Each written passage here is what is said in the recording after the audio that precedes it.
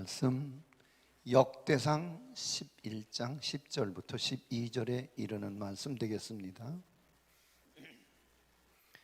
역대상 11장 10절을 제가 먼저 읽겠습니다.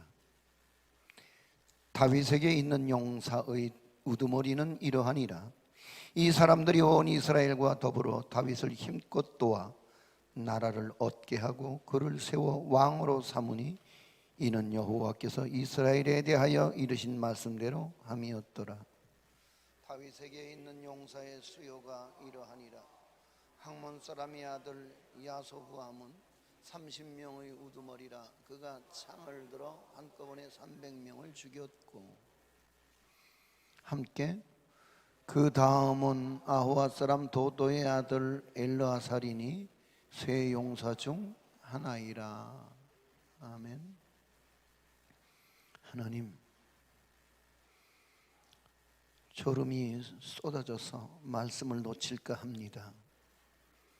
오는 졸음을 막아주시고 우리의 나뉘어진 마음을 하나로 집중하게 하셔서 오직 말씀만에 내가 충만한 은혜를 누리게 하여 주옵소서. 전하는 종의 입술에 권세가 있도록 종을 도구로 사용하시고 오늘도 주의 말씀을 대언할 때 대언의 영이 전하는 자와 듣는 자에게 충만하게 하옵소서. 예수 그리스도의 이름으로 기도하옵나이다. 아멘. 어느 저널리스트가 오늘 우리가 사는 시대를 오무의 시대라고 진단한 것을 읽은 적이 있습니다. 그 오무라고 하는 것은 다름 아닌 무능력, 무관심, 무감동, 무감각, 무책임, 이렇게 특징을 꼽고 있는 데 있어서 사실 이 5가지의 부정적 현상으로 우리는 마치 돌처럼 화석화되어 가고 해골처럼 산화되어져 가고 있는 것 같다는 생각이 요즘 부쩍 들기도 합니다. 대부분 현대인들은 열정이 없는 삶을 초점도 없이 매일 다람쥐 쳇바퀴 돌듯 살아가는 일상, 특별히 가슴 설렐 일도 없는 오무 시대를 무덤덤하게 그냥저냥 살아가는 열정 없는 모습이 바로 우리의 자화상은 아닐지 모르겠습니다. 우리의 신앙생활의 가장 큰 적폐는 신앙 매너리즘에 빠지는 일일 것입니다. 때가 되면 교회 나와서 마스크로 입을 가린 채 회중 속에 숨어서 웅얼거리는 찬양을 드리고 은혜의 목마름도 거룩한 긴장감도 없는 예배를 드리는 이유에 대해서 그것은 마치 바람 빠진 풍선처럼 그 안에 사랑과 열정이 빠져나간 탓은 아닐까 싶습니다. 열정은 사랑에서 비롯되고 사랑은 가슴을 뜨겁게 만들지요. 그러니까 사랑하면 죽음도 의연하게 결행할 수 있는 거 아니겠습니까? 하나님의 우리를 향한 열정은 우리를 이처럼 사랑하셨기에 인간을 대신해서 죽음을 선택하실 만큼 세상과 우리를 열정적으로 사랑하셨다는 겁니다. 우리가 하나님을 진정 사랑하는 게 맞다면, 그리고 그 사랑이 열정을 낳는 것이라면 오늘 우리의 예배가 가슴 설레는 열정으로 되살아날 수 있기를 소망합니다. 소망합니다. 소망합니다. 예, 설교에 너무 몰두하시면 아멘 타이밍을 놓칩니다. 소망합니다. 그럼 이렇게 된 분위기가 좋겠죠. 근데 소망합니다. 근데 네 맘대로 하세요. 오늘 우리의 코로나의 긴 여정 속에 가슴의 불이 서서히 꺼져가고 있는 것 같다는 느낌입니다. 그래서 그냥 우리가 분위기라도 어떻게 띄워볼 요량으로 제가 여러분들에게 부탁드리죠. 요즘에 자꾸만 만나는 사람들에게 예배 시간에 아멘 좀 해서 나를 좀 도와줄래요? 내가 그렇게 도와줄래요? 도와주시겠습니까? 왜냐하면 이게 적응이 안 되는 거예요. 지금 2년여가 됐는데도 마스크를 가린 채 표정 없는 여러분의 반짝대는 눈을 보면은 사실 여기 딱 올라오는 순간부터 압도당합니다. 근데 그냥 그러고 시 좀 들었는지 말았는지 느꼈는지 못 느꼈는지 그냥 그러고 앉았다 돌아가는 여러분의 모습을 보면서 아, 또 나 오늘 설교 죽순 거야? 막 이런 느낌 말이에요. 과연 내가 한 주간 내내 준비해서 그래서 만들어낸 이 설교 한 편에 저들이 얼만큼 감동과 감화를 느꼈고 뭔가 삶의 새로운 방향을 새롭게 설정하고 나갈 수 있느냐, 이거 저한테는 늘 의문이고 숙제인 거죠. 자, 아무튼 열정이 없다면 그건 이미 가슴이 식은 이유일 테고, 가슴이 식은 건 곧 죽은 거라고 말할 수 있겠죠. 오늘 우리가 살고 있는 이 시대에 종교의 무용론을 주장하는 사람들의 목소리가 크기만 한데, 그럼에도 불구하고 교회가 필요할까요? 한번 물어보십시다. 사람들이 기독교의 필요성을 인정할까요? 교회가 자정의 능력과 개혁의 힘을 잃어버리면 세상은 가차없이 교회를 버릴 수도 있을 거라는 불안한 생각이 요즘에 부쩍 제 머릿속을 복잡하게 합니다. 믿음이 필요 없다는 재앙의 시대일수록 많은 사람들은 자기 종교, 자기 숭배에 빠져들게 마련입니다. 그래서 나름 자기 소견에 옳은 대로 생각하고 말하고 판단하고 행동하지요. 결국 믿을 건 나밖에 없다는 이기심에 빠져 살아가기도 합니다. 저는 목회 일선에서 평생을 교회가 세상의 답이다, 교회가 세상의 희망이다 라고 외쳐왔습니다. 그런데 교회가 세상에 희망을 못 준다면, 오늘 이 교회 안에 불이 꺼져가고 있다면 이제 나 혼자라도 희망의 촛불을 밝혀서 아직은 희망이 있다고 외쳐야 하는 것이 오늘 우리 각자에게 주어진 사명일 줄로 믿습니다. 할렐루야. 그래서 그 한 줄의 촛불의 밝기가 두 자루가 열 자루고 100자루 되면 100자루의 촛불이 불을 킨 만큼 세상은 어둠을 물리치게 될 줄로 믿습니다. 언제는 총체적 난국이라는 말을 안 써본 시대가 있었던가요? 인류는 계속되는 위기 속에서 그럼에도 근근히 살아왔고, 앞으로도 인류가 존재하는 한 위기는 계속되어질 것이라고 전망되어집니다. 그런 현실적 위기 속에서 우리가 살아가야 할 것이며, 나가서 사랑하는 내 아들, 딸들이, 그리고 내 후손들이 미래를 살아가야 하는 운명이라면, 이 험한 세상에서 우리 그리스도인들은 어느 때보다 위대한 용사로 거듭나서야 마땅한 시국을 우리는 살고 있다는 얘기입니다. 마치 기도원을 찾아오셔서 큰 용사여 여호와께서 너와 함께 하시느니라, 내가 반드시 너와 함께 하리라고 약속하신 하나님께서 나와 함께하는 것이 시대의 전략이자 나와 함께 하시는 것이 능력이자 오늘 내가 주님과 함께하는 임마누엘의 증거임을 깨닫게 하시는 은혜가 이 시간 저와 여러분 모두에게 함께하기를 소망합니다. 지상교회란 전투적 교회를 말합니다. 어둠의 세력과 싸움에서 승리하기 위해서라면 반드시 위대한 신앙 용사가 오늘 우리 가운데 등장하셔야 합니다. 오늘 본문에서 이스라엘 전성기를 이룩했던 다윗 왕의 용감한 정예의 용사들이 등장하는 것을 볼 수 있습니다.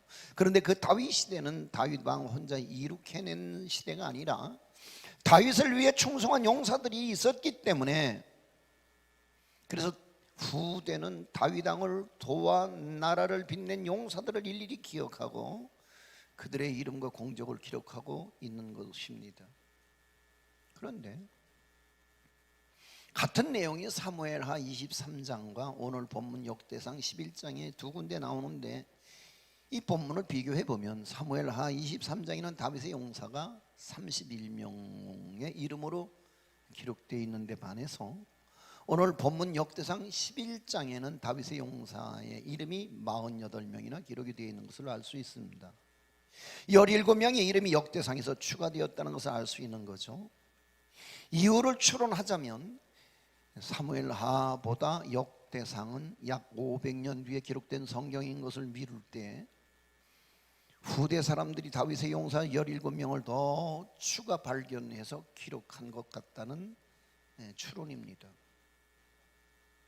여기 나타나는 세 용사 혹은 첫삼인이라고 불린 자들 중에 용맹으로 이름을 떨친 삼총사 중 첫째가 바로 30인의 두목인 야소브암이라고 하는 인물인데요, 창을 들어서 한꺼번에 300인을 죽였다고 기록하는데, 대량 학살 무기도 없었던 시대의 수적으로 절대 불리한 상황 속에서 용맹을 발휘함으로써 전세를 역전시키고 아군의 사기를 크게 진작시켰던 사실은 확실한 것 같습니다. 아무튼 어찌됐든 300명을 어떻게 죽였던 간에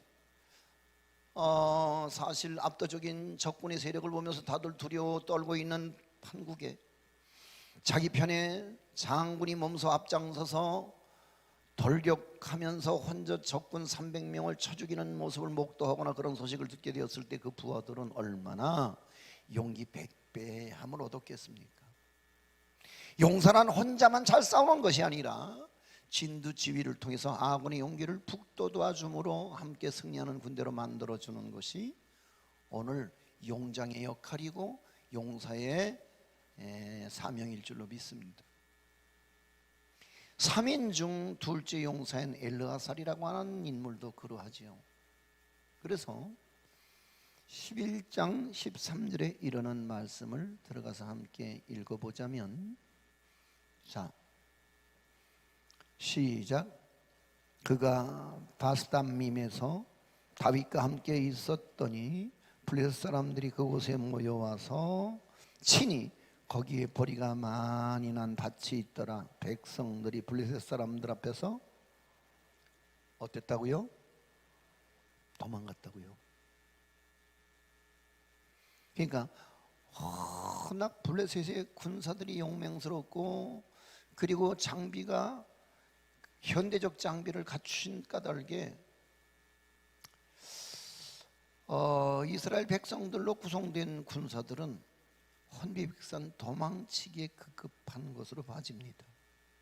그런데 그곳에 바로 다윗과 함께한 것으로 미루었던, 그래서 다윗을 경호하는 용사 중에 한 사람이 갑자기 블레셋 군의 기습 공격을 당하고 순식간에 전세가 몰리는 것을 보면서 백성들은 블레셋 앞에서 도망가는 즈음에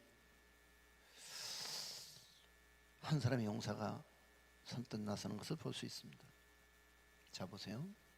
어떤 전투에서든 병사들이 전선을 이탈하면서 탈주하기 시작하면 그 전쟁은 이미 패배한 전쟁이 될 것이며, 그런 상황에서 전세를 역전시킨 전투는 역사상 사례가 별로 없을 듯합니다.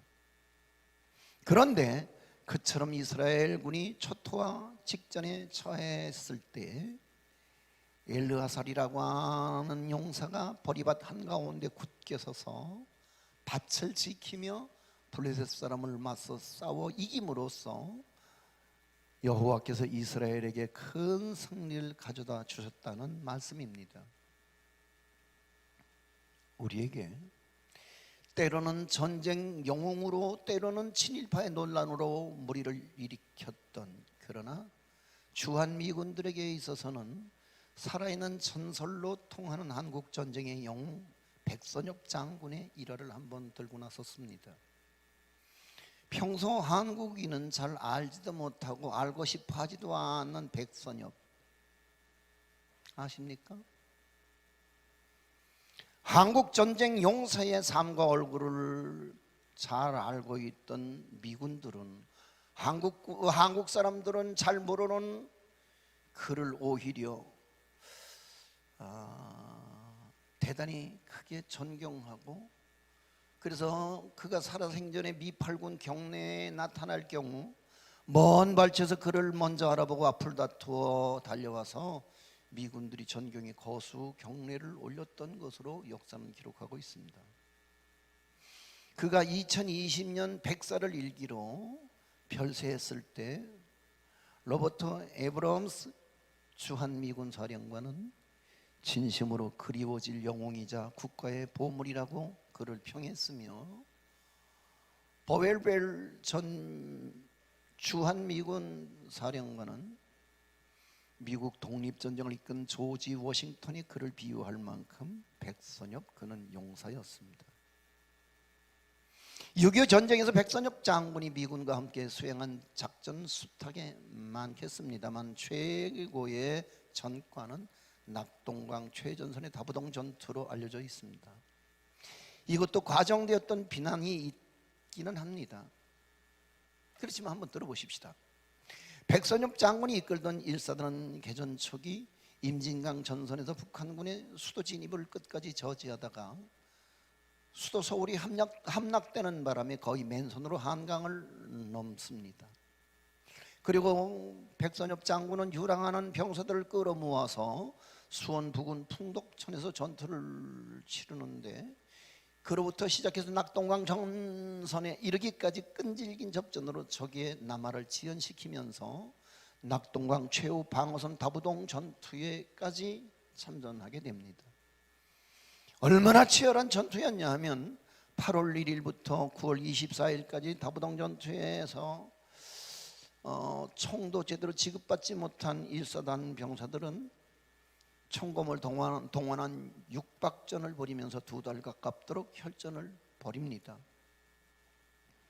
북한군 2만 400여 명,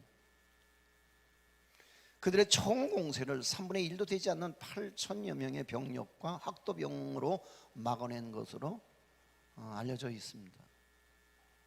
다부동 전투의 승리는 이후 연합군의 반격과 인천 상륙작전의 계기를 만든 것으로 알려집니다. 이 다부동 전투가 얼마나 대단했는지 전쟁사가들은 스파르타의 300용사가 마게도니아 해관의 테르모필레 협곡에서 페르시아 대군을 막다가 전원 몰수한 전투와 비교할 만큼 다부동 전투는 전쟁사가들에게 높이 평가되고 있는 전투라고 말할 수 있습니다.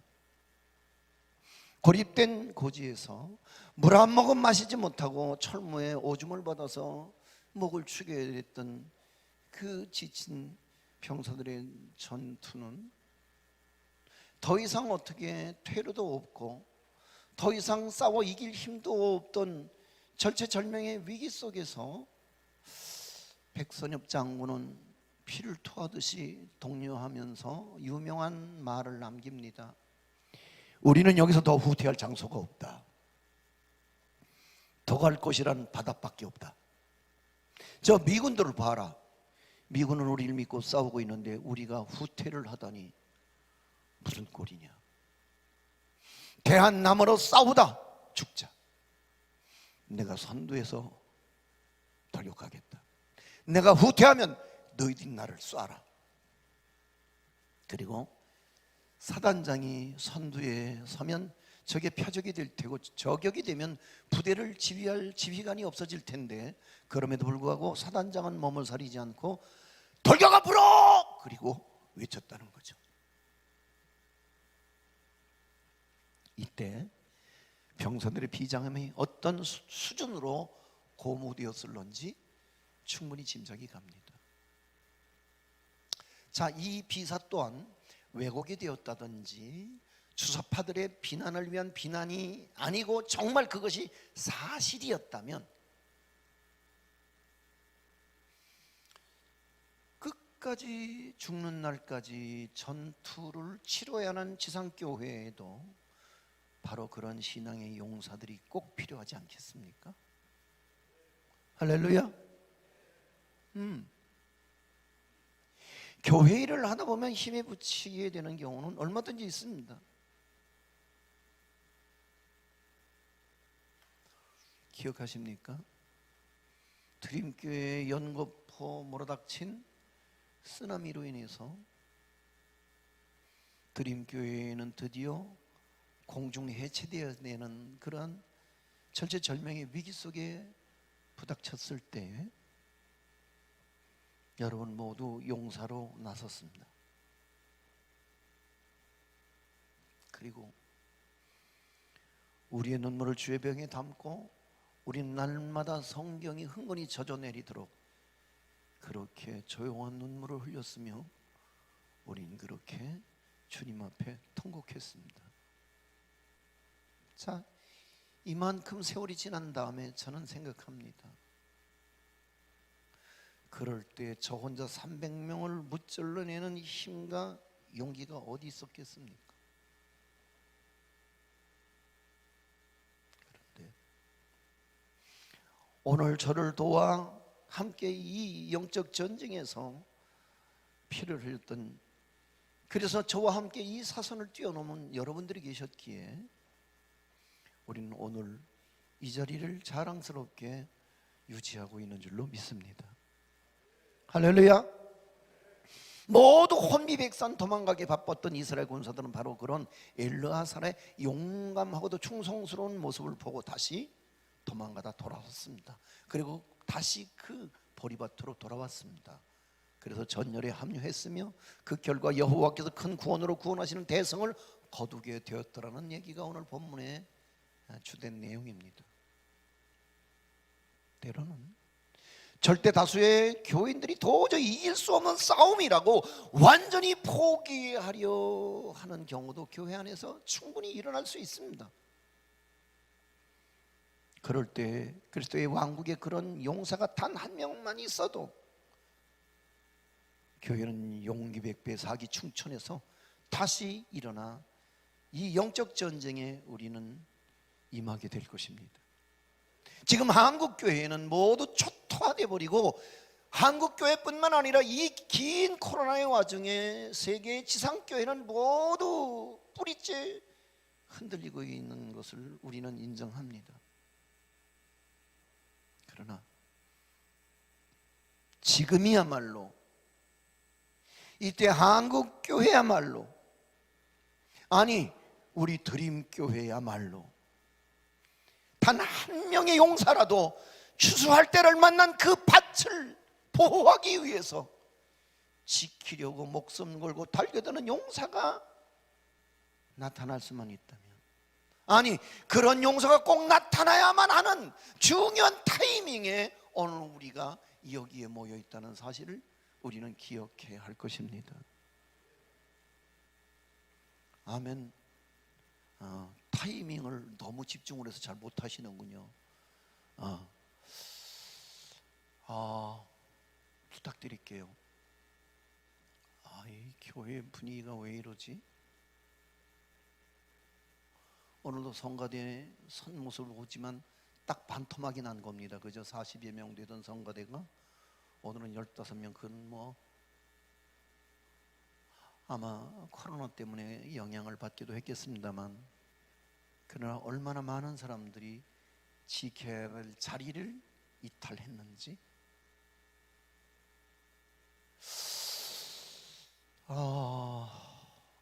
오늘 이 지켜야 할, 희어져 추수할 일꾼을 기다리고 있는 이 추수마당에 이 밭을 지키려고 하는 용사가 반드시 나타나야 하는데, 그 용사가 나타나야 할 중요한 타이밍이 바로 지금인데, 오늘 우리는 비겁하게 마스크 뒤에 숨어서 우린 그냥 얼렁덜렁 예배를 드리고 돌아가는 건 아닌가, 이런 마음도 없지 않아 있습니다. 참 길지만 15절부터 19절에 이르는 말씀을 우리 함께 천천히 한번 읽어보고 넘어가겠습니다. 자, 시작. 30 우두머리 중 세 사람이 바위로 내려가서 아둘람 굴 다윗에게 이를 때에 블레셋 군대가 르바임 골짜기에 진쳤더라. 그때 다윗은 산성에 있고 블레셋 사람들의 진영은 베들레헴에 있는지라. 다윗이 갈망하여 이르되 베들레헴 성문 곁 우물물을 누가 내게 마시게 할꼬 하매 이 세 사람이 블레셋 사람들의 군대를 돌파하고 지나가서 베들레헴 성문 곁 우물물을 길어 가지고 다윗에게로 왔으나 다윗이 마시기를 기뻐하지 아니하고 그 물을 여호와께 부어드리고 이르되 내 하나님이여 내가 결단코 이런 일을 하지 아니하리이다. 생명을 돌아보지 아니하고 갔던 이 사람들의 피를 어찌 마시리까 하고 그들이 자기의 생명도 돌보지 아니하고 이것을 가져왔으므로 그것을 마시기를 원하지 아니하니라. 새 용사가 이런 일을 행하였더라. 여기 30인 용사 중에 세 사람이 등장을 합니다. 이것은 둘째 3인을 가리키는 말일 겁니다. 20절 이하에 나타나는 이름들은 바로 그들이 이끌었던 32목들에 대한 기사입니다. 이 두 번째 용사들이 다윗을 모시고 블레셋과의 전쟁에 나간 적이 있었는데 그때 블레셋 군이 베들레헴을 점령하고 대치적 상황에서 다윗이 갑자기 신세 타령처럼 베들레헴 성문 곁에 있는 우물물을 마실 수 있다면 뭘 줘도 안 아까우련만 중얼거렸죠. 명령이 아니었습니다. 그냥 빼앗긴 고향에 대해서, 그래서 문득 나온 푸념 같은 독백일 수 있습니다. 그 순간 곁에서 다윗의 말이 떨어지자마자 이 두 번째 용사가 즉시 블레셋 군대를 돌파하고 베들레헴 성문 곁 우물물 한 그릇을 길어오기 위해서 적진을 뚫고 들어갑니다. 그리고 마침내 물을 기르다가 다윗 왕에게 바칠 때 다윗은 자기 앞에 놓인 물을 보는 순간 아찔했을 겁니다. 뭐지 이게? 지금 이들이 살아서 돌아왔으니 망정이지 그 물 한 모금 때문에 용사 중 한 명이라도 목숨을 잃었다면, 아니 누구라도 심한 부상을 입고 돌아왔다면 그 얼마나 그 말을 뱉은 입이 너무 도려내고 싶을 만큼 후회할 일이었겠습니까? 그래서 다윗은 새 용사가 길어온 물을 기꺼이 마시지도 못한 채 여호와께 부어드리면서 기도하기를, 하나님, 제가 결단코 이런 어리석은 짓을 다시는 저지르지 않겠습니다. 이렇게 결심합니다. 여기에서 제가 그 세 용사들과 다윗의 모습을 보고 새삼 깨닫는 것이 있습니다. 뭐냐면 9절 말씀에 보면은 9절 하반절에 다윗이 점점 강성하여 가니라 이렇게 되어 있거든요. 이 말씀은 하나님이 함께 하신 절대 이김의 조건 속에는 이런 용장 밑에 충성스러운 용사들이 있었다는 사실을 포함하는 말이더라는 거죠. 지금 세 용사들에 대해서 다윗이 한 사람 한 사람을 위한 무모한 과잉 충성이라고 평가절하할 수 있을 수도 있습니다.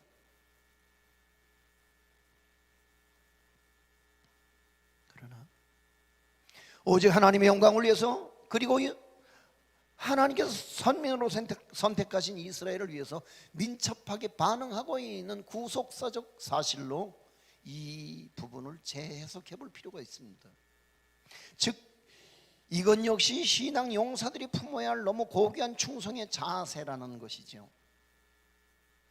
자, 그러면 20절 말씀을 우리 한번 읽어보도록 하지요. 시작. 요압의 아우 아비새는 그 3명 중 우두머리라. 그가 창을 휘둘러 300명을 죽이고 그 3명 가운데에 이름을 얻었으니 그는 둘째 3명 가운데 가장 뛰어나 그들의 우두머리가 되었으나 첫째 3명에게는 미치지 못하니라. 그러니까 아비새라고 하는 사람으로 말하자면은 첫 번째 3인의 우두머리였던 야소부암이라고 하는 사람의 버금가는 용맹과 무공을 지닌 사람이었던 것입니다.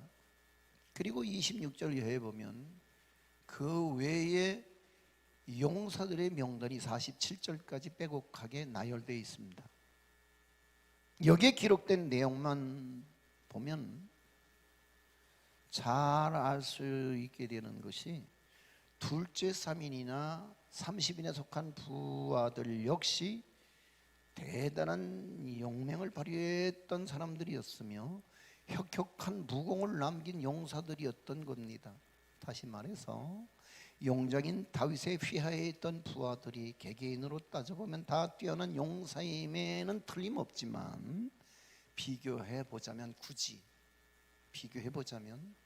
그 중에 가장 돋보이는 첫째 3인이 있었으며 그 다음에 첫째 3인을 뒤이은 둘째 3인들이 등장했으며 그 외에도 그들 곁에 30인의 용사들이 있었던 사실을 발견할 수 있습니다. 이 용사들이 모두 다 다윗의 강력한 이스라엘 왕국을 건설하는 데 있어서 꼭 필요한 존재였으면 두말할 필요도 없겠죠. 아무리 첫 3인이 그토록 돋보이는 용사들이었다 할지라도 그들의 힘만으로는 결코 막중한 일을 다 해낼 수는 결코 없었을 것입니다. 다윗은 용장이었습니다. 용장 혼자서 치르는 전투는 없습니다. 용장 뒤에는 용사들이 있고 그들을 이끄는 3인의 우두머리가 있었으며 제1기 3총사, 제2기 3총사, 그리고 그 밑에 30인의 충성된 용사들, 이게 꼭 필요한 거죠.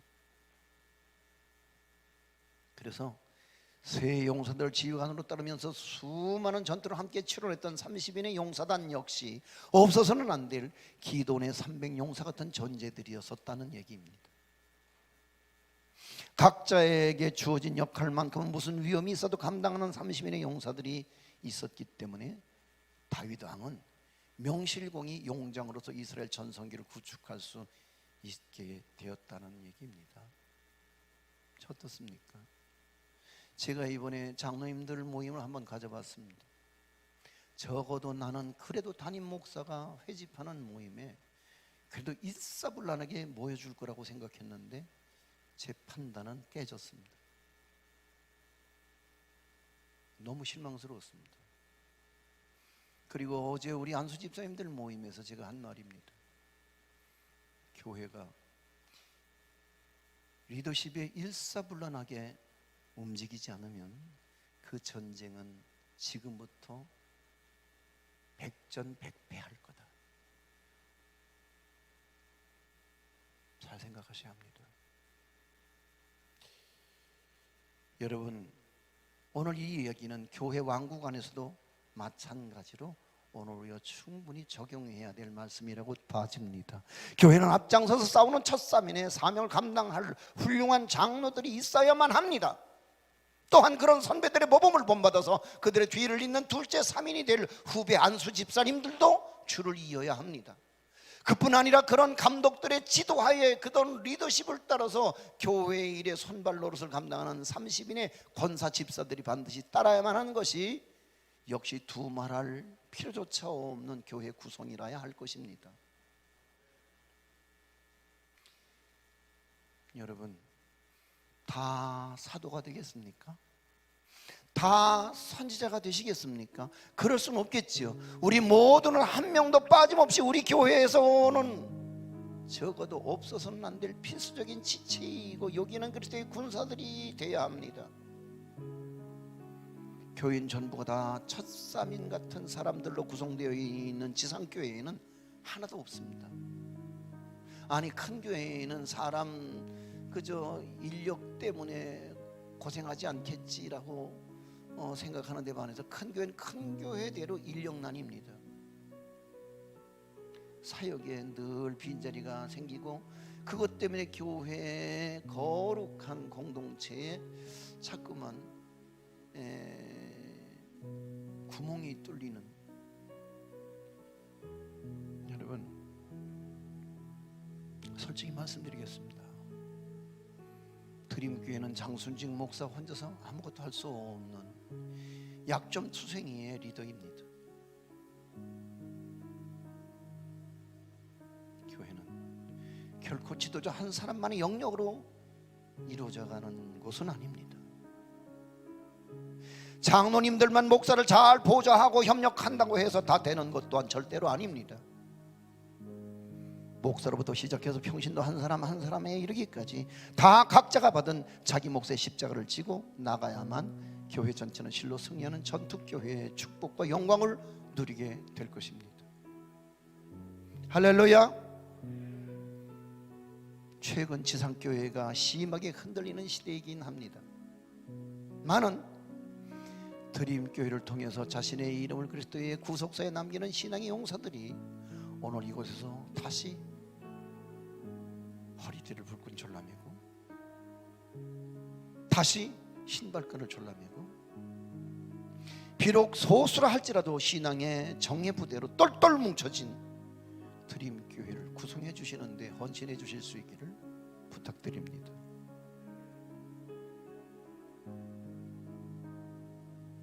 그것은 드림교회가 성장하는 축복만을 위한 길이 아니라 예수 그리스도의 왕국에 실로 결정적인 역할을 감당할 수 있는 교회로서의, 비록 이 강원도 원주 변방에 아주 적은 교회지만 그러나 우리가 자기 몫의 십자가를 지고 자기가 밝힐 수 있는 한 줄의 촛불만이라도 들 수 있다면 우리 교회 때문에 누군가에게 소망이 전달되고 그 울림은 한국교회 전체로 조용하게 퍼져나갈 것이라고 생각되어집니다. 바로 우리 교회에서 당신이 바로 그런 용사가, 그런 용장이 되어주시지 않겠습니까? 지금 우리는 다시 일어나야 합니다. 우리는 다시 일어나 싸워야 합니다. 그리고 마침내 승리의 계가를 함께 목청껏 부르는 날을 우리는 만들어내야 할 것입니다. 우리 함께 찬양할까요?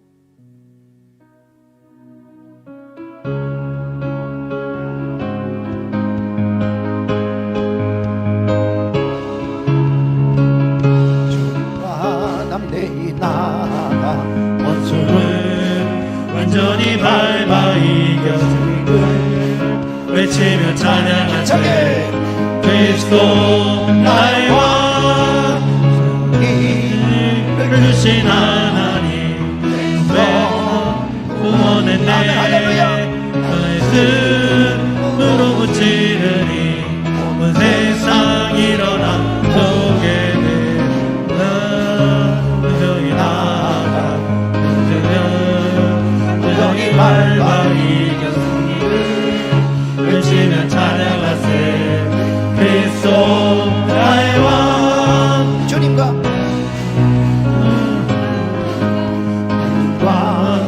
담대히 나아가 원수를 승리를 외치며 찬양하세. 그리스도 나의 왕, 이를 주신 하나님, 구원했네. 스스로 묻지르니 세상 일어나고 주님과 담대히 나아가 완전히 밟아 이겨 승리를 외치며 찬양하세. 그리스도 나의 왕, 그리스도 나의 왕, 그리스도 나의 왕, 그리스도 나의 왕. 할렐루야. 하나님께 영광. 할렐루야.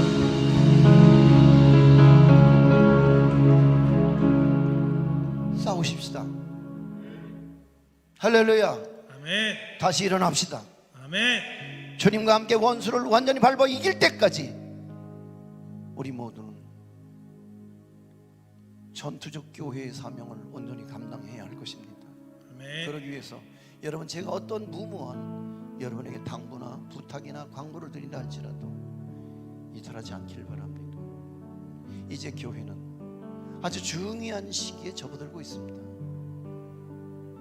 한국교회를 만만히 본 어둠의 세력이 한국교회를 지속적으로 허물어 내릴 겁니다. 그러나 우리는 그렇게 만만하게 당하고만 있을 수는 없습니다. 다시 일어나 주십시오. 그리고 다시 다부진 마음으로, 의연한 그리고 결연한 마음으로 우리는 이 전쟁에 임하게 될 때 오늘 우리의 전쟁은 마침내 승리의 계가를 함께 부를 수 있는 그날을 연출하게 될 것입니다. 두 손을 가슴에 얹으십시오. 주여, 싸워 이길 수 있도록 은혜를 더하여 주옵소서. 우리 모두 용사가 되게 하여 주시옵소서.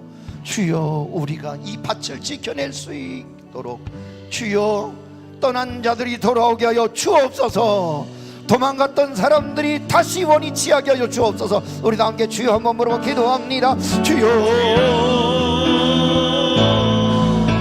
아버지 하나님, 주의 거룩한 나라와 역사와 영광을 따라 아버지 믿음의 거룩한 길을 걸어 나가게 하나오니 주여 붙들으시고 주관하시며 인도하시고 끌어서 하나님 나라와 거룩한 역사와 영광을 따라 믿음의 예수 있도록 주님 붙들어 주시옵소서. 거룩한 교회의 사명을 감당하게 하시고 주의 나라와 주의 거룩한 역사와 영광과 능력을 따라 믿음의 그 거룩한 길을 걸어 포기하지 않고 나아갈 수 있도록 아버지 최우사 교회가 교회 되게 하시고 주 예수 그리스도가 주인 되시고 주 예수 그리스도가 능력 되시고 주 예수 그리스도가 영광 되사 주님만을 믿음으로 말하며 의뢰하며 신뢰하며 나아갈 수 있도록 아버지 하나님 채워주사 주께서 채우실 거룩한 역사와 능력이 우리 가운데 넘쳐날 수 있도록 주님 붙들어 주시고 아버지 하나님 풍만한 역사와 능력 은혜 권능 아버지 놀라운 영광 권능이 우리 가운데 있어 주님 바라보며 나갈 수 있도록 아버지 하나님 채워주시고 인도하사 주의 거룩한 역사와 능력과 영광을 따라 믿음의 믿음으로 주의 거룩한 역사와 능력과 은혜로 주님만의 믿음으로 붙들며 의지하며 나갈 수 있도록 오늘 채우시고 인도하여 주시옵소서.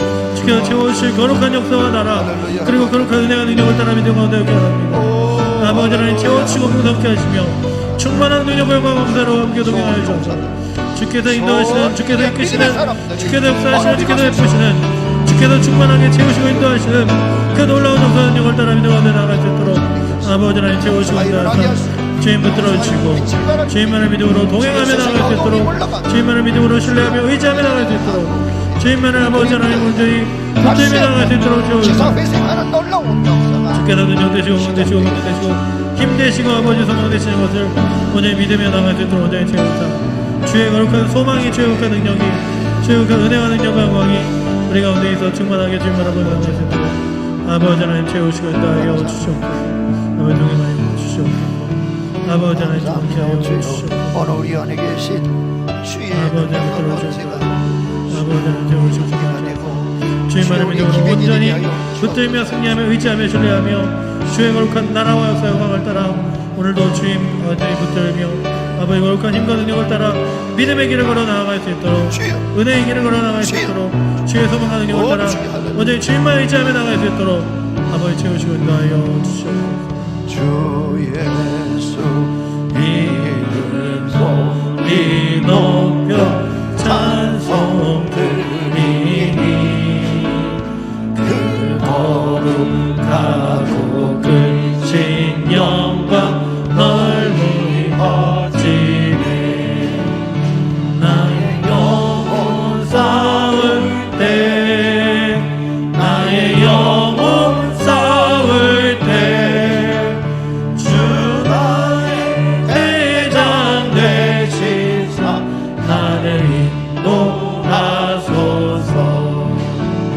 큰 죄에 빠져 종된 백성 모아주시고 그 영광 나라 백성되게 하여 주소서.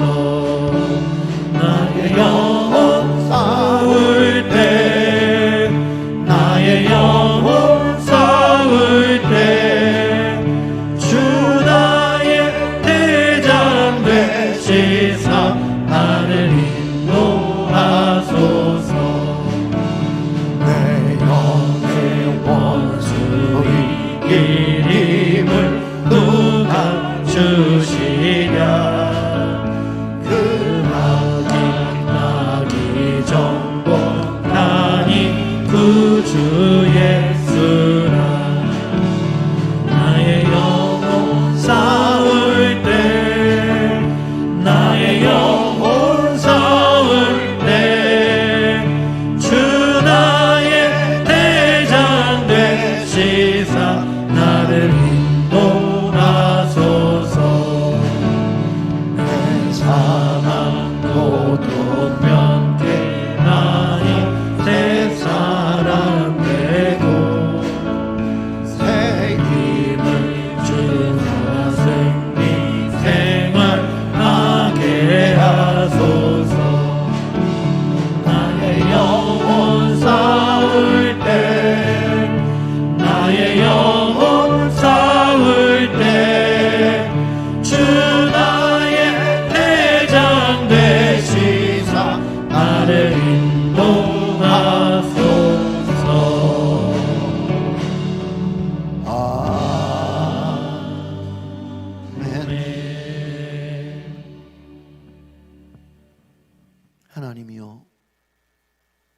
교회들이 무너져 내리는 소리를 듣습니다.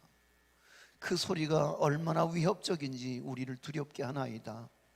그래서 우리 모두 혼비백산 정미치를 벗어나서 그래서 각자 이탈하여 도망가고 있는 중에 있는 사람들도 오늘 우리 주변에는 얼마든지 있을 수 있음을 압니다. 주여 하오나 주여 우리 모두로 다시 정위치할 수 있는 용기를 허락하여 주시고 마침내 그 밭을 지켜낼 수 있는 용감한 용사들이 주여 사기 진작되어진 용사들이 이곳에서 다시 일어나 한국교회를 살리는 데 일조할 수 있도록 은혜를 더하여 주옵시며 각자의 주어진 사명 앞에 자기 몫의 십자가를 지고 자기 몫의 촛불을 높이 들 수 있는, 그래서 오늘 이김의 기치를 함께 할 수 있는 아름다운 교회 공동체를 섬기게 하여 주시옵소서. 귀한 예물을 구별합니다. 이 물질이 주의 나라 영광을 위해서 아름답게 사용될 수 있도록 은혜를 베풀어 주옵시고 드린 이들의 손길과 산업과 저들의 일터 가운데 복의 복을 더하사 이제는 손이 수고한 대로 거두게 하시고 여전히 어려운 민생의 어려움과 고난 속에서도 저들로 일용할 양식이 풍족하게 하시며 나누고 베풀고 섬길 착한 마음과 선한 행실이 저들의 아름다운 믿음의 간증거리가 되고 온 세상의 칭송거리가 될 수 있도록 교회와 온 성도들을 풍성하게 복주고 복주시옵소서. 예수님 이름으로 봉헌 기도하옵나이다.